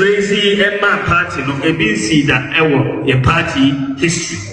ebinsi da pickups ayede medema constituencies over the regions over 300 pickups and say you see in the constituencies say ayek in the constituencies the pickups are being used yema boa party eze the year member ember abonti ember camp 2024 elections sika mitime raise ember party no ebinsi da ewo ye party history ebinsi da pickups ayede medema constituencies over the regions over 300 pickups and say you see in the constituencies say ayek in the constituencies the pickups are being used. Dr. Mahmoud Bawumia no waso no wabo party de pa ban prepi no eya no ma bonten bekentin mu bu ho no ma wo ye bebi ma party no kura na eya de mu bi se mu ka se Kennedy brage Brian beka ne de mu so brage sisi Bawumia so no so bo party no with 300 pickups be pa cho ono so brage ana worry de obi na pushi no oba be chirechirem but Dr. Mahmoud Bawumia ho mane fa kwanya we so na mentufo kakra enkwafo bi ho no ma wo mu ka campaign team ne wa Dr. Mahmoud Bawumia trust me they are doing you more harm and yes nipa nyina no ebeka ho a ena yema but enye obi asa akeke ena wo say Dr. Mahmoud Bawumia utumi aginitum there are people who are with you not because they think you are capable of becoming the vice president or the president of this country but they are with you because of their selfish interest me ho video bi circulate wa be fonten time video so and I am very sad ena nano nipa nankasa nanu masem ena nde ye be yusu e de ajeji nipa no I am talking about KT Hammond Dr. Mahmoud Bawumia ne campaign na wo ye nyina no ena ono so aba no wa hya ase ane 1990s ni mo na ne ye pesika de akekere party no ayebia no na sankrofo na nne wo mo frɛ wo mo se wo mo yesikafo no na sankrofo ni nyina no na wo mo we oka na asem ye ya na say KT Hammond enyo obi ajese ni tirimu afu fita bia na busu wo nyansa mpa KT Hammond you are grown you are an old man I don't say I was expecting you to say something tangible I was expecting you to say something reasonable but once wo kani ade nyina no me hu ni tiri hu ni nan because 1990s na wo sie wo kire se enkrofo andai wo so mo yesikafo no where were they no Dr. Mahmoud Bawumia was nowhere to be found. Dr. Mahmoud Bawumia wasn't even an NPP member that time. No, ye NDC ni. That time, na Dr. Mahmoud Bawumia na mo no, na wo ye NDC ni, na wo ye NPP ni. Bawumia oba party ni wo da ben. Iti no se Bawumia open crofo, mo ma beka o campaign hu mo ma ba beka sama wa. Enye obi asa akekere wo se o fa no. KT Hammond so ye lawyer na so busha me no mienu. Me hu da KT Hammond so de obi asema bedi ne sama wa kokot ma na di nkuni. Me hu bi da. I have never seen KTM in court that. And as I quoted you, and what they are doing, I don't know. I stand to be corrected though. Me who say KTM wa court that. So could you be as a man? Internet ne lawyer no ye the bush lawyer no ye saying. And a penny to sell. Or be a war parliament so many years. Saba pay na adanse asokwa. Obeka kire ankrofo e wo honom se wo mutise kubeyi. Eh man losing the seat oh. The disrespect, the jovial things, just say, I don't know the rightful word to use for him. Say, and Uncle no so musikano, one for womusikana, ye here for not Katie Amonti, oh, yana ya the pass. Just say, and Crawford join the BAWUMIA team, Nebusia, me dream woman, Tiasie. Oh, here ya the part, just say, Modia Chim, Mohonia, dear Nina, just say, oh, be in jam, just a we here for, just say, oh, yana ya the pa. I don't know, say, oh, here na World Cup because said your woman ya bede and they teach the woman and a ye here for and ye here for Katie Amon who are hearing. Who are hearing or be an another now Kufaro ever for Minister for Trade who are hearing can crow who are hearing. Never do on my mamma Yawate. And now when you are our campaign, the BAWUMIA or be a Casaman campaigning for BAWUMIA. Obia will right and say, Obe choosing the power person will campaign ni mano. But you the same KTM. Can you say Emre do ye now? We work with Jina Honoma, we throw shots in the idea. Emre do ye, Canada compare Kohine Japan, a PM or constituency amount for 2 about the mount. I compare Kukroya on one a PM or constituency. It got to a time now was a Kennedy at the pickups. It's your man FM Medina. Na amafu before ever PM or dance so quite Kokromotino ever to about the mount. And Uncle Formaka say, and about me I cremony and until I am to about the farmer or say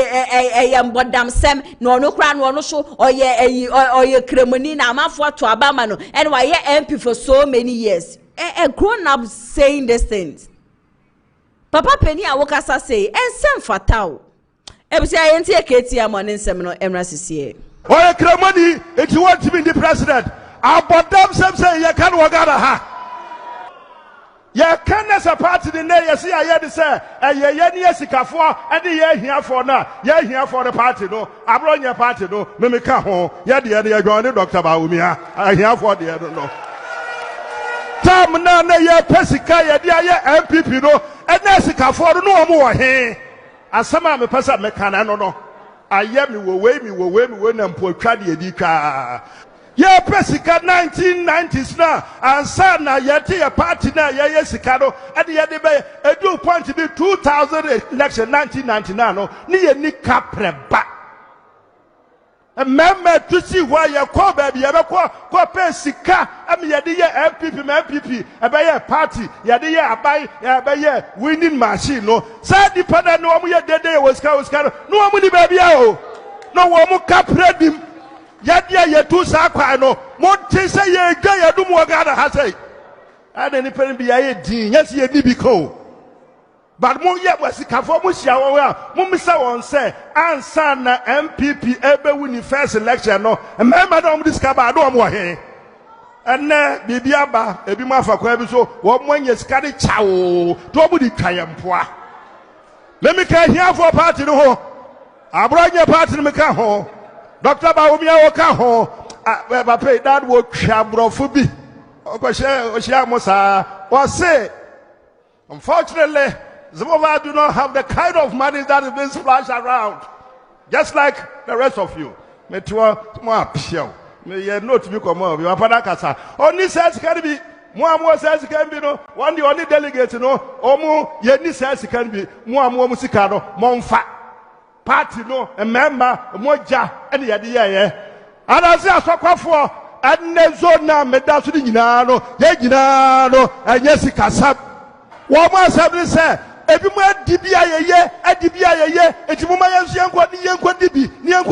ye dibi na busumu dibi oma no sikadie nkwa na aba sika oma nimu sikadie nkwa na aba ne nanse ye kwaye election no mo ba kaya obi bibia wo penti ya brega na ha bre campaign na Dr. BAWUMIA campaign ya the half ni ya the ka apacha amagana for no obi orun kwa ni bibia wo pentira ye wie ya ne be gina say oye kramani if you want to be the president abodam say ye can wagara ha I start to be correct, but as I'm a Katie, I'm on Ekano. I don't know if I am the only person that feels this way, but I'm more emotional. Or comment section. Do you see any sense in what he is saying? Because men shut down who need tea and who nine and who say biara a woman, what I say, nano ada and wakabro fubi. Just say you people, your focus is still about brofo, massa. Baby, I hear Bruce is here and ya brofo ni ebedi adau.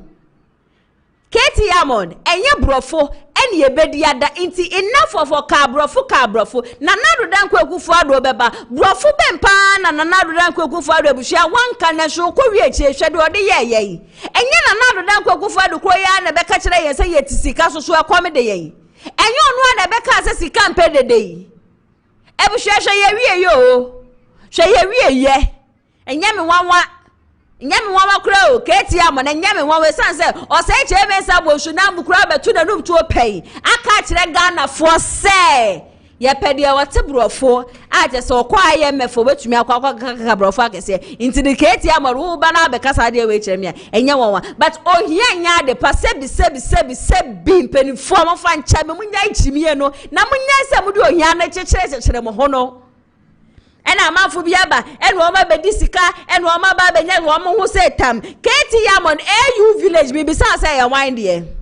And AU village, a wine dear. Me so quas the day after my Kennedy or Hinage upon Wati. So when you na ye and na, she no one say anything. Nobody is going to force you to join anybody's campaign. Mimi T. Obi to me for some time call join you Obi. Eye de me pena meye nti Katie Amon eye de won so wo pe na obeye basa wo kasa ya no ahwe yie BAWUMIA na wo ka wo gira ne platform so a wani abede na wo kasa no tema na mo so mo chekere party BAWUMIA no awai se wo se ya chekere party no na Kennedy ne Brian the champion na ne wo mo chese wo mo yesikafo no na wo mo ni ho no ma Dr. Mahmoud BAWUMIA no awai maton Dr. Mahmoud BAWUMIA NPP abai 32 years maton BAWUMIA 16 years amoton BAWUMIA wan fam puntuduma fa ne ma papa bia ma mo magana fo se nya aso mo sa magana fo enya aso nipa na wo kire se wedi sika ene wanya no hotam ena onye bibia no niema ne mpuntuduma Kennedy akompre ko hine Japan wa ye Katie Amon adanse asokwa nyina mame factory ba ko wasiesi wo adanse mame factory ba ko pa wasidiesi honom enra na Kennedy ewo bono region Kennedy kasa no oba be kasa omo be PM wo honom no omunya accident ni ade omo bono regional hospital wo honom no o promise wo so obetompa ene wheelchair dia ama wo mansa na wo mefiri ho akompre ko hine Japan na mo sori a mudi join Ghana fu asom ene NPP for na man contract NPP for na man contract on one be ka che yense from 2021 Ekosi 2024 August contract aye friend contract yes season ni nyina wo no akompre ko hine Japan wanya bi enti ya na mo ye NPP for contract na e ma ni bedru ha ena wo ma ne contract sa contract na be na buhua wo de ye mpuntunduma de bu atimemufo sanka Ghana obi enya contract no obi decide say sa contract onya ye no wo di siesie o man Ghana ko man Ghana be fa ne ntuma pefra NPP thank you to wa jese PM Ashanti Regional mukwa pra student ba kwa Kennedy de kwa konfanoche that was when our cotton pass ato wheelchair de ma wo mo yet your maimu sanka pani bia wanya sika bia na sabi wo si cardio center de ama yanka o man Ghana na nka ntumpa wana wunyi nipa ya eya men se ni din wunyi nipa ya men se ni din na to de bia wo hu se wo ya dia don't take it say e na we de say ja ye keke bi kire ye ho na ye wie nipa obedi nkunim no edu general election na ya ka ye ho abom ni ye campaign sa bubuja na mo di Kennedy 2024 wa wo di ho ebufu even as at the time na ye campaign na no di ya wo na kuba mo wie ye sa be blame say e na mo no ne so na NPP lose 2024 election mo wieye mo bu ni fa so edidi na tem ede ne tenses ba bonten be kan some ensem fata de fa no mo wieye no e na mo san be ka kire Ghana for say nam ne so e na NPP elusi 2024 election che se dani de nyina wo peso mo kire say candidate na wo mo present ne de boni bi eni ne hu Keti ya wanaka BAWUMIA nankasa musabre kure bushame ne mo kase should be swame former MP de maswame honorable say chairman sabunsu ono so abekan ono so kware okotina wuntu media station so ono so bekan oso otu kwan no chese constituency ba kokoye no na chese internal matters amanfo audio sini ade na ye body ye campaign di tia chese Dr. Mahmoud BAWUMIA ne de chese boni bie ne ho and I sometimes feel bad say me say me chese into Ghana for ankoto aba no are you people trying to tell me say they didn't know say Dr. Mahmoud BAWUMIA na wo ye economic messiah no oka hu bi na ma NPP luzi ya na me hu BAWUMIA so video bi ebusia no so ahya ase circulate BAWUMIA na mu ka kire Ghana for say my kokwe reporter ekoya abesi nne wo mo fa ma abonti ma obi ehun ye no ena honorable say chairman sabonsu wono so ni chairman wuntu we so reporter wo mo ye wa Ashanti region because asante fa hodo na say asante mana nkoto aba ne bebre na fama NPP no wo mo so reporter wo mo ye na wo mo kire say Dr. Mahmoud BAWUMIA de onka hu kra che say we no mo we ye na busia BAWUMIA nim hu hwio winner NPP every 2024 no Dr. Mahmoud BAWUMIA onim ho she say it is not about his religion, it is not about kura wo free mu, it is not about the economy just amanfo na no mu buefu no mankoto aba be say the person who was the economic messiah nipa na no ka NPP aban ho nipa wo kana na adodan ko akufu ado aban ho amanfo ankoto aba no mo ka kire yen say the person was innocent and you expect us to believe this thing emso ayenti honorable say chairman sabunsu emra sisiye ya na reho ati asense manye no kure chese nipa ne bi kan bia kra de kusi ne yere so areho se pese ye ka ye to aba ewie ni yetimi ka bomu a sane ma no se yefiri ho in fact ye to aba ewie chema untumi Ashanti region di hu eni hu bi edanenti no chema untumi ni regional executives na ko ye meeting na mo ye said there be the AC hu bi da Ashanti region ye mode bo na ankwe animu kra nti omote ba asomfo me na mode me eto ano ye hwehwemu wa Ashanti region ha sei no hwehwemu no kire se pia ayede wo ye ho ano ye asem aye ketietia ye ho no eka ho bi ena mai din kugu eka ho bi ni mai din kugu me ye betra ba ni mu ho no minya kwan ko bui na me ko ye made bi bui kronum na anapa me kodu ho anajo anapa me sorry na me ko beebia na me kodi djuma no krom ho no beebia na me nam information centers awo ensamo a ye mu bini omo ya kan tia Dr. Mahmoud BAWUMIA no eno no mo de hye information center no mo bo ekere amanfo. It was sad na party for nonsem na reho enti Ahmed Ibrahim never ye osofo here local government so the constituency na the friend nam Ahmed na na ye wo hey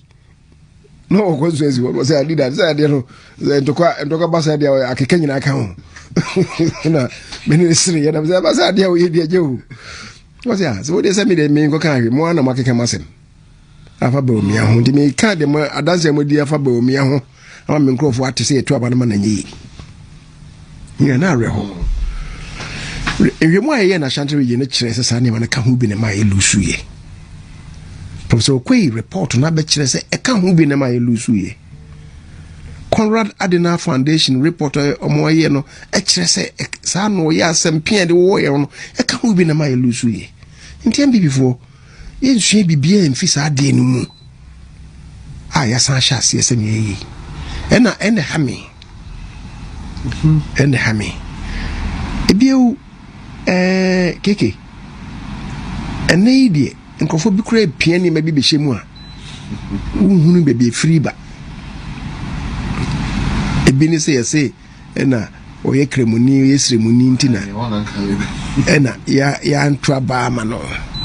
keke ɛno nso so nyɛ no korɛ nhwɛmu a yɛyɛɛyɛ wɔ Ashanti region ha no me ne wo kasa yi krakye bia bɛwura dɛm ha yɛfrɛ no ayi Dennis Kwakwa nhwɛmu a yɛyɛ no Ashanti region no medeɛ na meda wɔ mu nyinaa no nanso maybe I'm okay in my uncle be at Miss subcommittees na yɛtetee no krakye a wabahi a yɛfrɛ no Dennis Kwakwana no di mu akɔtene ɔno so ne nkurɔfoɔ bi ɔne teams ne mekɔ baabi yɛpani baako honorable AC in team no a former member of parliament or Offense North and former deputy minister for local government no so di teams ne baako anim I think there are about 4 or 5 teams and 5 teams and university lecturers be no more so come and former chairman of a constituency Mr. Kwabena Jumo or a Bantama constituency chairman no so a Kuba Kwano and the known and active members of the party and a quasi remono Minia a remove the bar or the buy na saa nsɛm ankrofo de ba sɛ wɔyɛ srimuni yɛ kremuni ntino na report no ankyerɛ saa in fact ɔmo bɛkɔ no na saa nsɛm ne nam mframamu ho nti me de share questionnaire no mu sɛ look mo kwa saa sɛ mo misa apart from questions bebree amo de kɔ no mo fa no nka ho sɛ maybe the first time NPP yɛ de srimuni adi ku n'anim eka ho bi na ma nkunimdi na ambana na afi ye performance so anwi ye kura man na na ndom bisa asa kwesa na ye me bisa bia no debi anya no no ma say bisa say na the first time ye di kremuni abedi ko ni mi so ka ho bia na debi keke sasa nam ko bisa ya party for ngo ko bisa yo omuko dwom omuko lorry stations trotro stations taxis mu obi kra ho a bia mbeko outlying constituencies ni bi no obi na obi ko afuom ono na yire ne ma na mo ne ba anan no mu bisa wo mo sansem na omuko choba omuko baby a omu pamade Messing for what is there, so it was cross sectional. I'm a borrow schools to be Mukubis a teacher for. I'm a call Aspiti Kubisa nurses, any doctors need be. And he Remono and support to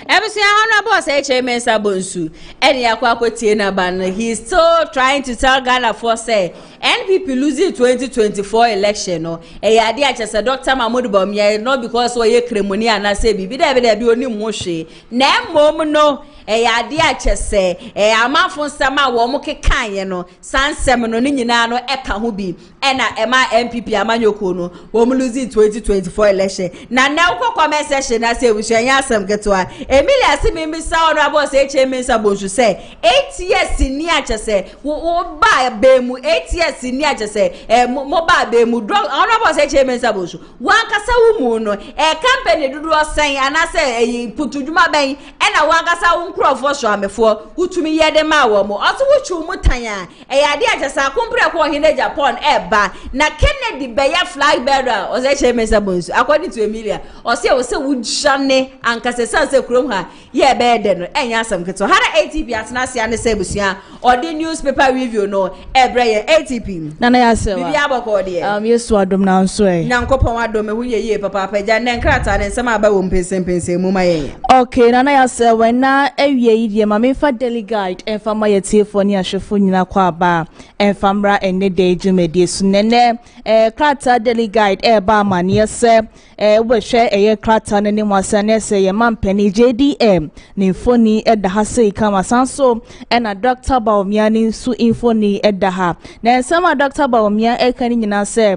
na proba wo bo no ya asantemantemu ase no ne nsema wo ka se an NPP ndi samanuku a eso modom kokromoti kwato aba ne man ne se na ya too much rodo ade chi ade se nyina no ne se ye chi NPP amanuku no ade chi ane se ye chi TikTokers ade se abachi bi de se chama wo zi ade abronya DC na adru ne so wo se de ND samanuku ne ye mampani JDM ye ndie no kra ne daily guide kan wasem enso ewa ha wonya bia no akomusuko no wakenkan ni nyina bi kama soso edi amaye na ena wo bepie mo ya asantemantem ababi efre no mamponten a ukopie mo no se de wi se yesime ebubu amanfo kios ni stores ahodo na enye fediagro ni nyina ne so mo pese mo ya akwan bebre na se de be ya akwan ni mo be kese na akwanhye bia ensi na MP ene regional minister ne so mo de asi ani a enye fediagro na wonya dedi guide no akomusuko no wakenkan ni nyina bi enso edi amaye na police form ensa aso enkrofo bi mu a na se omochi na se pass 350 ni nyina sa wi bi India one ni bi pa ne krata daily guide kan wasem ewa ha ebusuya wunya bia no akomusuko no akenkan ni nyina bi kama soso de amaye kama na JTech for NSS okopie mo university schools ahodo bebre na wo honoma o ma shate rooms ni bebre na se buildings ni bebre na da because omo ni se niema omo de ya na se enhyeda emwa school no ema school no intimate mpoma ene krata daily guide kan wasem ewa ha wunya bia ukomusuko no akenkan ni nyina bi kama soso de amaye mede ukwa de Ghanaian Times na be piemu ewo the Ghanaian Times so a ne se UNDP 4 ene kase katafa to so dumienu eno mo se o man Ghana sika se ye hwere from January to December $520 million a ene krata kan wasem enso ha wonya bia no akomosuko no akenkan ne nyina bi enso kama so e de amaye te se de se economy ne se konani makasa ne se mampani JDM baye no wo bo ne homodin papa ye ntino ye economy na etimi expande recall 6.3% ene krata ebo ho amane ewa ha wonya bia katafa eto so du 9 no obetimi akomusuko na wakenkan nyina bi enso so edamaye ne se SOS for esomu hia emwa pa di free omampani wono muntino amampani ebe entro nani emesho gosesi ane mo ayedin papa ene ICU for enso kan wasem enso ha wonya kratafa to so duba kwa na wakenkan nyina bi kama so ede amaye Ghanaian Times na no wase wakomusuko no wakenkan nyina bi enso so edama na akopie mo nkramante mainu ada eja hihye bebre na ekoso wo honoma warehouse ene efie makomako wo chesija no esa ahye nyina drebe esa ebusuafo nyina entimi amfamu ba ko pen ne krata the Ghanaian Times enso eka hwasem enso ha wonya bia ukomusuko an wakenkan nyina bi kama so ede amaye mede ukwa the dispatch na be piem the dispatcher ese ni eba na NPP amanuku ni mabusuya ese anno Kennedy ohine Japan ne team Dr. BAWUMIA siyansa so ma ne second chance bi na afenso so Brian Champon kwabre Japan o se ya wadichum ba ye be pie ne ND samanuku ma ye mu busasa ne ese ya no ye mampani JDM ya hwan na eba ebi mu se Julius Debra ebi mu so se ese edu enketia na me ne wo kasa enso so de na ese opoku fosu so de ne ho aba be boss esi ano wo ba be kan esi edun katia enu Julius Debra hones o munyina e de akansi na kwa akosi ani ni ahwe do obetimi edi nkunim Nyankopon bo a abato mbe kwa akwoto na ese wotimi ledi NDC Nyankopon bo a 2028 a ene krata dispatch kasa esi edun katia Julius Debra na afenso poku fosu hwan ene se fata so obetimi ledi MDC amanuko na dispatch ebo ho amanebo enso ewa ha se na oba asia se susu a krata yi kan wasem se former road minister so losing a wife and ne klata klata fe to so dum yeni tunya bia no akomu so kone so wakenkan sa former road minister no ni pakro ne so watimi akenkan ne se ya konsem na wo de be mana na eja wakenkan ni nyina become so de amaye na wo ba na sia say so ane se ye Dr. BAWUMIA Mr. Digital Man ni phone da ha say kamanya kopon boa on the 31 January 2026 se prime minister no eba be koso wa Omanga ne mu ase a enye fedi aggressive campaign no asha ase a ekwoso amanfo eto ayam piankasa edeba park ne so na we na NPP MPB aprede se de tie bia no Dr. BAWUMIA ne bedi nkuni ma bato ya Nyankopon bon 31 January so mo kwakwa akotwe mu po mpo mo si Dr. BAWUMIA ne because Dr. BAWUMIA wo vision obetima boa so ko first one na samwa na ne second come media na se ne second term medium obetimi di nkuni ma Omanga na afane to ma pefra and the dispatch and so kan wasem and sabusu wonya bia no akomusuko no akenkan nyina bi kama so di amaye we the supreme so na se Katie Hamod ni phone ha say ase nche bia ne hu se na ya sewa ebo ni video bia and na we campaign Dr. BAWUMIA yes okojina PC so kekan se bia nsem fata de kire Canada yenye ni se oni Canada hin Japan ai na so ye hu ni se ye from ye ba akoma de ni kwan seja obi atimi gina baabi tutu ayampia nso Katie Hamod de wose de bo no ti so dogo bi nu abe wo kromase a esensema wo keka no ano odin ye papa ne krata nso so kan wasem enso ha wonya bia no akomusuko no akenkan nyina bi enso de amaye so na prophet NIGEL GAISIE enso ba asiase Nifoni ha say na ni nyina ye Canada wo hine Japan versus NIGEL GAISIE ntokwa ese do muntama akoye bibie wo hono ne so akwa ese boko entokwa de bia da na ese adichi ade so na ese move blin wo se wo no NIGEL GAISIE obe make sure pa se wo de Canada wo hine Japan me kwa akogina amna ne kosa asem na na anu ada na se ne me bia wo ye ni bre bia atwum no eso amana ha ne ye papa penke ka de ko ofe aduro mpokura nu no ho ntinde tie bia no wode ne bekwa akogina emra no na emra no eni na de ne kratai enso so kan wasem enso ha tafsina PC appeal ofori obonso ai don say Brian Champon say Brian Champon mo do mo support nyina de my Brian Champon so mo say Brian Champon wani swade hu obetima boa ama Omanga na fa ne ntoma pa efre ne kratai enso so ebo ho amane enso ha say na wokopie mo trasa konso so a ezesa amanfo dan ye bubu no enye fedi agwonese nya santimantem asenkwa ukopre wankramantem so a ebi ekoso den wo honoma supreme kan wasema wonya bia ukomusukwa no akenkan nyina bi kama so de amaye Mede wo the chronicle na be piem the chronicle so a na se na anu ada manso de na se akoye bibie wo ho no mankasa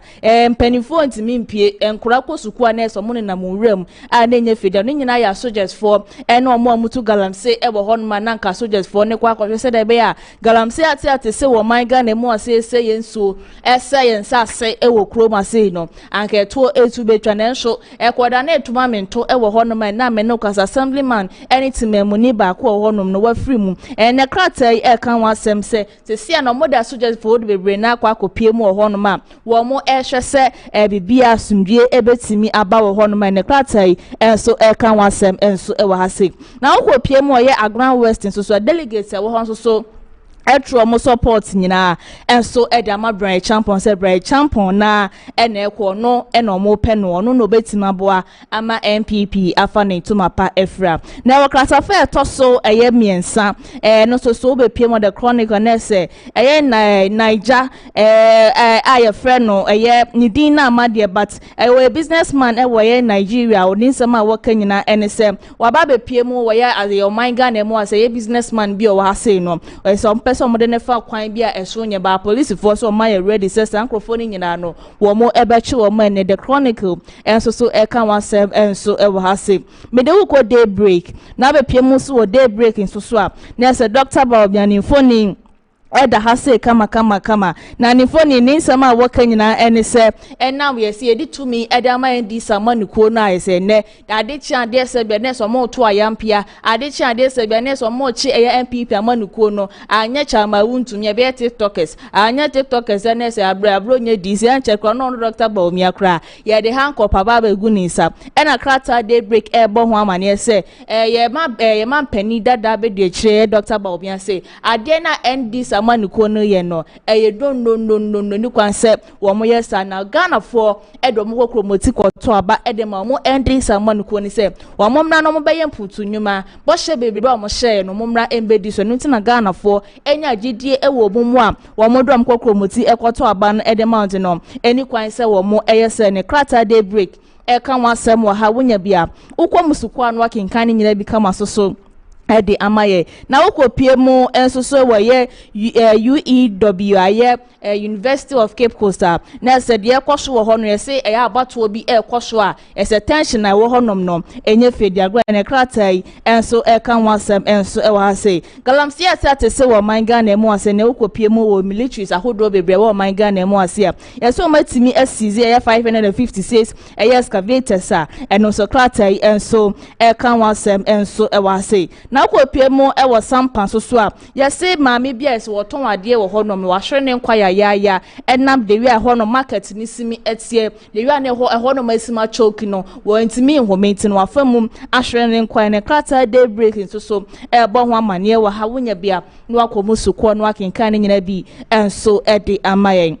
Medeo ko daily graphic na obepie mo daily graphic so a na se ye man pani JDM ni phone eda ha sei na ne nyina ye no ada wani medias no ehia na enye fediagra na question upon questions de ye busa na bi papa ya na enye fediagro na krata daily graphic kan wasemsem galamse a ese ye pehu press bia de bia da de chense bia na so muguso a ese mu tu galamse a ma asase ya ene ye nsuo mu nyina ese ahonhom e wo bu nyina ebuafu na ye man pani JDM so no a share Ghana for bose obehwe ama galamsi eti atese wo man Ghana mu ase no etu atime 20 de tie bia no wo de ne nan no ebesi form ama ni nyina etu atwa ne kratai enso ekan wasem enso e wa ase na oba krata fa etoso eyedumi ensan so a ne se from January abesi eye September yi na se eye economy no ese kona ni papa ne se man pani JDM any ND samanuku no ebo ho modern papa na 6.3% ne se economy netima rise kona ni na se ye man 4 years na obetima ya ade ama man Ghana tima for ne tuma pefra na kratai enso kan wasem enso ha wakata fa toso domiensa honoma ene eso omo edu tumi show monsem eku omo ye suicide no na se cases eba o man Ghana mu ase from January ebesi ye September yi no na se 175 ene so matimi ajo omo kra from monsem ene kratai kan wasem enso e wa hasem na eno ade man pani kasa no de to just say NPP amanuko no omo ska bia no behwe se eja obechi omunya ne krata enso so kan wasem wo ha wonya bia no akomusuko no akenkan ne nyina bi enso edamaye medewu Democrat de sorry krata ne nyina so na abepie mu eso so wa hase oba asia se ne se major fee on the dagwood board adon infoni eda hase kama na ne nyina se yesi ano 6 billion esi anu yenya no o de ba beboa support small scale no said the be export na access export code from my Ghana mu akobi ban so a bibia be ye boke no so krata kan wasam enso so e wa hase sanso na stakeholders bi enso so won na investors for now wo mo na adwumasafo adwuma ne say mo hwe ye cause esi ano enema mienu ba ko bi ekoso campaign ni mu a eni edan papa ye ne krata enso ekoso kan wasam so wa hase na kopie motrasa kwa se dan ye bubu na krata Democrat so Democrat so kan wasem so wa ha na abayo bi wanya 13 years na se emrantie makumaku enu makobo ne gala ai ene krata Democrat kan wasem so ha wonya bia bekum suko te de be ya obenya ntiase mu ye papa wonya bia na wakenkan nyina bi kama so edi amasa na ya se wa ATP. Mamemfa Daily Democrats and Fansoren Krata in National Dia Kenina, Efatuaso, Efama TF ni ashefo nyina. Okay, ATP na maybe say na wo share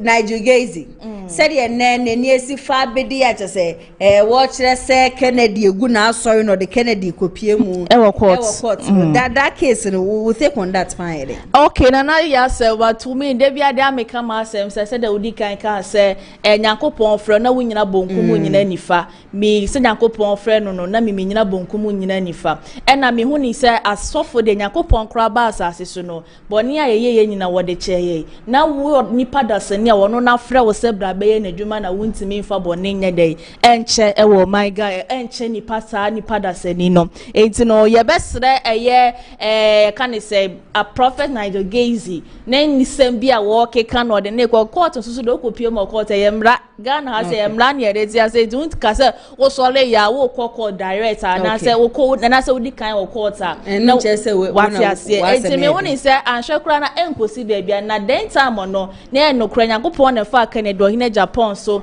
e ma sa ne ma ni nyina ye dey enti me ba me hu asofo papa e wo kuro ma say ene ne ma boni asofo bebre na etete e kira omo ye hwe do bi ni be kan a we kira say ansama kan do hina Japan be kan e ne kura tro do di no ye kan ze Nigel Gaisy onteti abre na we okokura na enko bia ni sika na ogwa kwhye egu no kwa. Okay, ebusia hana ATP na ede ensema chese ne eba won krata ni mu eba ye me pa cho 2 minutes pe obesa ofre eba djumedie ni so a 0550623377 0550623377 obesa ofre eba djumedie ni so a me pa cho ofra o me time na nya so ane sa ofra na eja wabodi tew ede amaye me pa cho enu ada me den kai bo bi ehwomo me sa so asa e repeat biom nyame ya doma kwesiada eda ye nimi ena eman nyina ye maame asante hema woda ne benkum so ne yie ne doti yie no eba so me pacho kwesiada Monday, Tuesday, Wednesday, and Thursday, and a ne koso. But Thursday na a no air koso no me pacho and kaiba what they say. Sada no. Anajo fa emo nipa da seni biara MP abonten me say repeat ya wada na eye last day of a year no sada no ema wo bia MP enko abonten sada no cars enye adwuma sada no shop bie no honoma ebebie from Sunday ekosi ya wada sada no ena asante hema ne doti ye no eba so mesremo yebekoswa abomo kaye said ebeya wa bia obekase o media mantene ade no ubete said ebeya sebi ya wada na yede no ekobreman no wunkodi nsemfu bia na yen grabe no at the end of the day no so de ye grabe odi a na mo amanitu ase emema na wo mo hye no wo mo de bidia ye wo manim wu no wo mo hia wo de adwuma wo mo de bediu no enye asem ketwa kra in fact member no aye bia anesa na comment section na say ebusu ache say comment na de yade egu ho no bubruja nkasa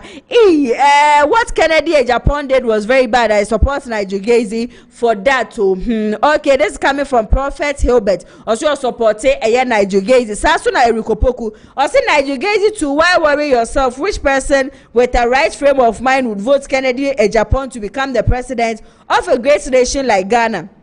Kennedy Japan wanted to become president. Kennedy Japan wanted to become the president because of Ibrahim Mahama. He is jealous of Ibrahim Mahama because that guy is getting richer and richer. Eric, what's my okay? I asked him for book. Why would Kennedy want to become president? Because of Ibrahim Mahama. Good afternoon, Naya. Good afternoon, Emilia. If NPP now leaders are not serious, they are saying Dubois in 1 term, J.A. Kufuor 2 term, Nana Kufuor the 10th term, then BAWUMIA 4 term. So BAWUMIA will become a president in 2040.